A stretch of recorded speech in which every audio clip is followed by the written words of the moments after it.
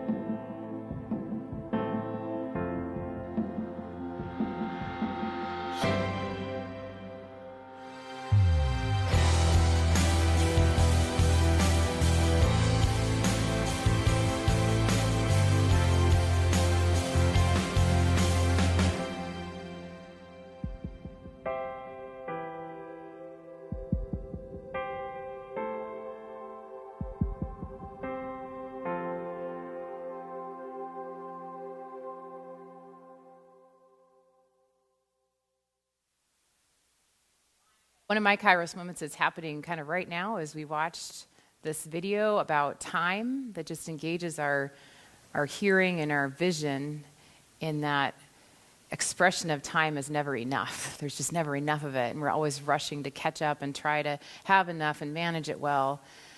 And at the same time, seeing that and hearing that and putting it next to the song we just sang about making someplace your home. Don't be afraid.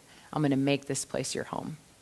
So I want you to keep that in mind, especially that last phrase, I'm going to make this place your home. Sean's going to come forward and share with us our gospel reading today from the Gospel of John.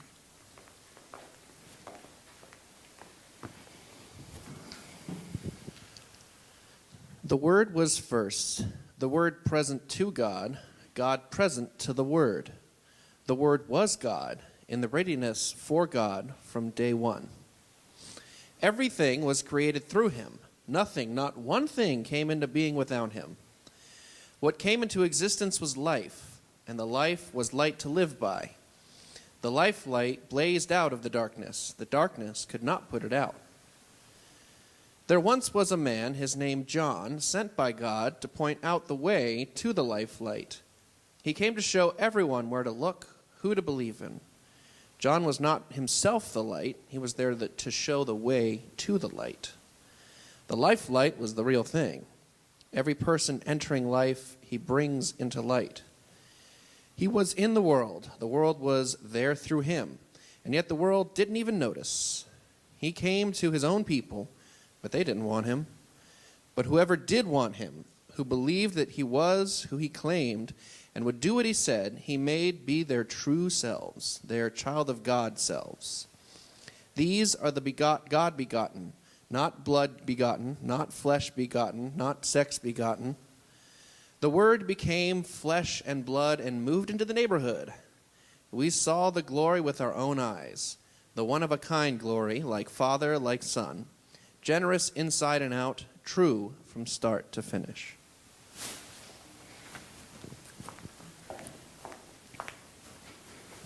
Thanks, Sean. Well, first, I just want to say again, thank you for the chance to be with you today, to get to worship you. Not worship you, that's a terrible idea. Let's hard reset on that, right? Yeah. To worship with you and be together with you. And especially to meet many of you whom I don't know yet. I had a great time serving as pastor here at Salt House in the summer of 2017 when Pastor Sarah was on a well-deserved sabbatical. But happily, many of you have made your way to Salt House since then. And so you might be wondering, who is this lady? Which is a fair question.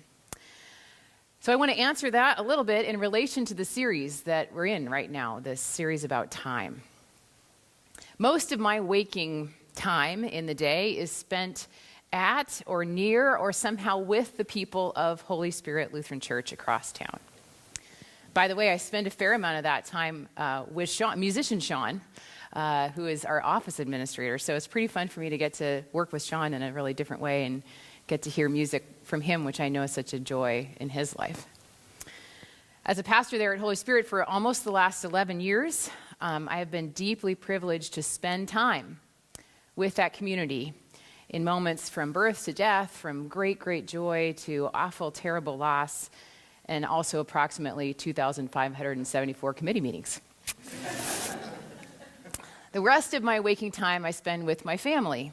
My husband, Brian, who is a middle school teacher, and my daughter, Maren, who is in second grade and ran off with the Salt House kids just a bit ago. I spend time with my family. Sounds like such a nice, peaceful, meaningful, wholesome thing. And sometimes it is, but it also encompasses all the other things like cleaning the house and driving to soccer and the 8th trip to Target this week, the endless search for menu items that everybody will eat, cleaning the dog, feeding the dog, walking the dog, etc. Right? I could tell you other things about myself, like what I like to do or what I like to read or the things I wish I was doing more of, but the truth is, it's not my wish list that really tells you who I am. It's my calendar in all of its glory and frustration.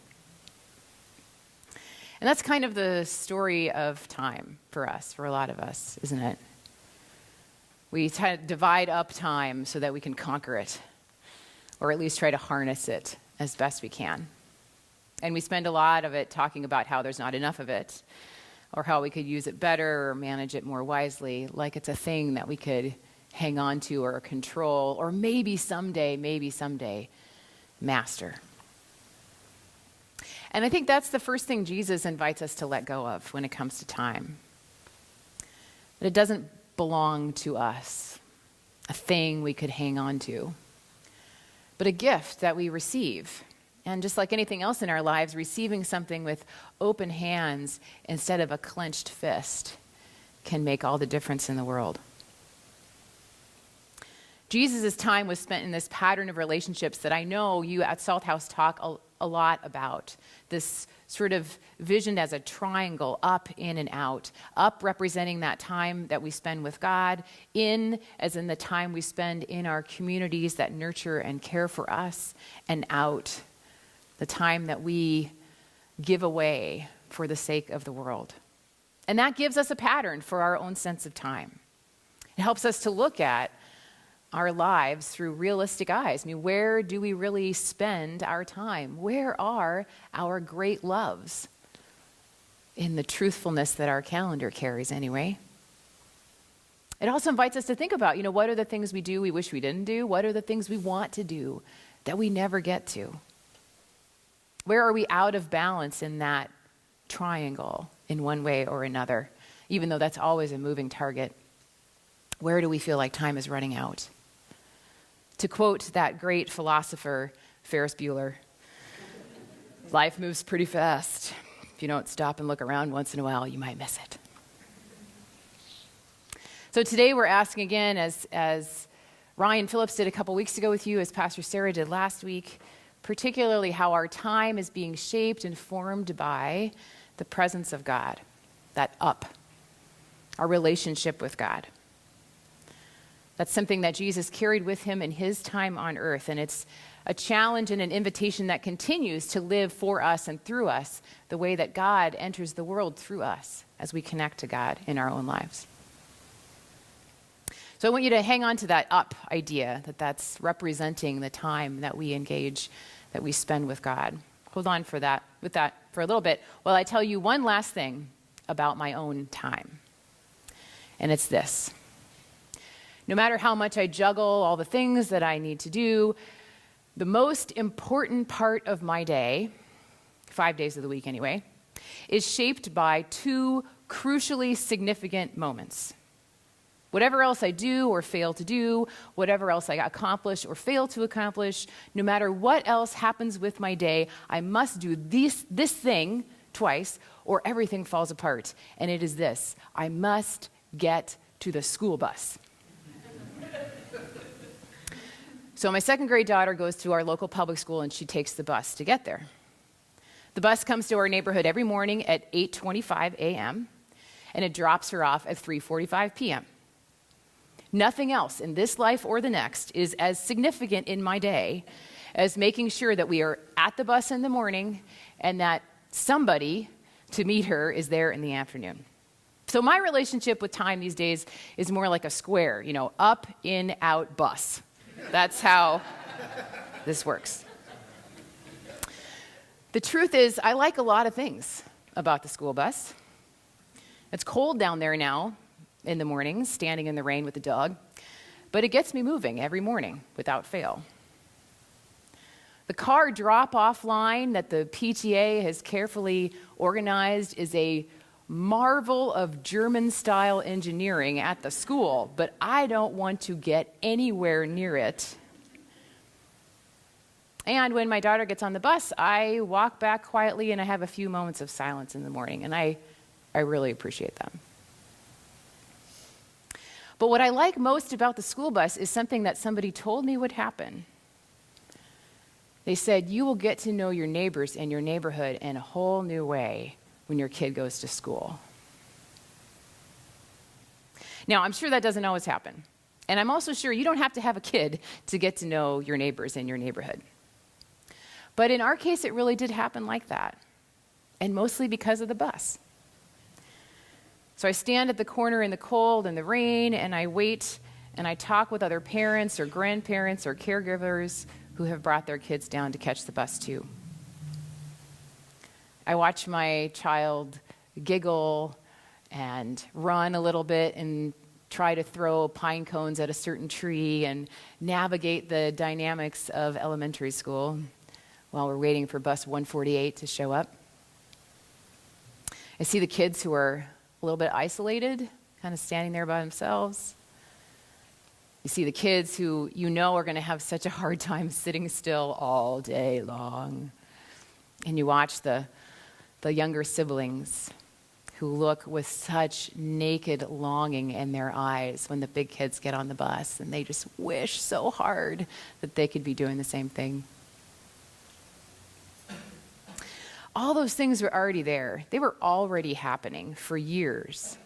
All of that was going on in my neighborhood. I just hadn't known it or seen it or put myself out there enough to actually experience it. It was the bus that got me out the door. But the neighborhood was already waiting.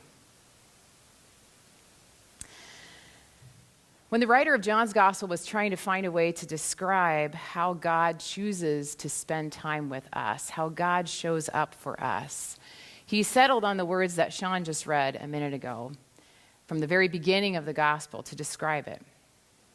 They're words that kind of get tangled up together, just like time, weaving in and out. The Word was first, the Word present to God, God present to the Word, everything created through this Word, a life light that shines in the darkness. The Word became flesh and blood and moved into the neighborhood. I love that phrase. In old-time fancy Bible language, we used to say, the Word became flesh and dwelled among us. And that's good too, but the Word became flesh and moved into the neighborhood. The funny thing about up, that part of the triangle that represents our time with God, is that it can sometimes lead us to think that our main way to connect with God, or the main thing we should do with our time to spend it with God, is to get ourselves someplace, namely up. We have to get up. And we're the ones charged with doing whatever it takes to get us to where God is. Or at least where we can recognize where God is. And that applies to our time, and that applies to how we spend our time. The implication is sort of that we have to stop doing some things in order to do God's things, which may indeed sometimes be true, yes. But the story of God, especially as we heard it in that Gospel of John, is a lot more about a God who chooses to come down right here, right into the neighborhood. Okay, maybe we need to get ourselves to the bus stop. But God's already waiting. Is already there, has already shown up in ways that we often don't recognize, but they're happening all the same. The truth is, there isn't really God things and other things, or time with God and time without God. We're not making anything happen. We're just recognizing what's already happening. We're not really heading up as much as opening ourselves to hear God say, no, no, no, you wait there, I'm coming down. Now that, of course, can be terribly hard to see and trust and believe, especially on our own. I said, that kids have been waiting, lining up at the bus stop in my neighborhood for years. Parents chatting and drinking their morning coffee and walking the dog.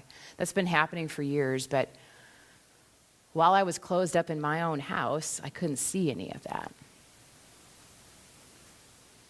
My going to the bus doesn't make it happen. Trust me, if I could manifest the bus, it would just show up in front of my door when I'm ready, which is also kind of a moving target. My going to the bus stop doesn't make the bus come, but it means that now I get to participate in it, for better and for worse. And because I'm doing that, the parents of the brand new kindergartners who show up a little uncertainly at first, just like I did, get to meet this evolving community of neighbors standing at the bus waiting with them. Are we making the community, or is the community making us? Do we show up to spend time with God, or is God already there before we showed up in the first place? How about if we just say, in answer to all of those questions, yes. At its best, church is an exercise in showing up for each other, being community together, community with all its warts and beauty and imperfections and joy, so that we learn to see and experience God everywhere we are, everywhere we go. And so that when we wonder, as we all do, where God is, when things are falling apart, when injustice has won at least temporary victories, when illness takes over or relationships fall apart, or nothing is working the way that we had arranged it to work, so that when it all blows up in our face, we have some markers on the path. We have a meal of abundance. We have songs to sing. We have words that will challenge and comfort us. We have hands and hearts that become for us the very presence of God. And all of it is to remind us that in God's beloved community, up is down. God is here. Jesus moved into the neighborhood, and he has decided to stay. So that's the question I invite you into this day. That as you think about the movement of time in your life, especially the time that you intentionally spend trying to connect with God, that up that is also down, where are those two things meeting, up and down? Where is the presence of God for you in your neighborhood? Where is the bus stop? In your handout this morning, I hope you got this little picture of a house. Looks something like this. Taryn has more. Probably doesn't look anything like the spot that you live. That's cool, right? It's fine. You can make some architectural adjustments as necessary. But regardless, the question for now is this. First, where are you experiencing God in your neighborhood? So where are some people or places or maybe experiences or events anywhere you can recognize that God has moved in, is working, is changing and comforting and challenging and moving? It doesn't have to be a big thing. And the beauty of this kind of exercise is, there's no wrong answer. This is your experience. But it's part of how we get ourselves to the bus stop. participating in what God is already doing by the practice of trying to recognize it. It's those kairos moments. Maybe this connects to that kairos moment that you shared this morning. The other thing you can think about writing down on this piece of paper too is someplace where you wonder. So someplace you notice God and someplace you wonder about God. Where is God in this hard place, this tough place? Where does it feel like God is missing in your neighborhood? Where does it look like things are not the way they should be? Because paying attention to the needs and the hurts of the world is another way that draws us into the presence of God. That's someplace God has promised always to be. But helping each other see that and trust that and know that is the work of a lifetime. So that's it. Where do you notice God in your neighborhood? Where do you wonder about or pray for God to work in your neighborhood? Sean's going to come forward, this Sean, and play a little music while we're thinking about that and making some notes. There's pens around. If you don't have one, we'll find one for you. And as we enter into the music, I want you to keep one last thing in mind. That's this. Somebody once asked Jesus how to be part of God's work in the world, how to get up with God. And Jesus suggested that he go out and love his neighbors. And this very clever person asked Jesus then for the definition of neighbor, probably so he could draw the circle as small as possible to keep things manageable. And Jesus told a story in which it turns out that the definition of neighbor is everybody, and the definition of neighborhood is everywhere. So feel free to be as generous as you want when thinking about what your neighborhood looks like and where God is at work. Let's do that for a few minutes of writing during the music, and then I'll come back and offer a prayer as we close.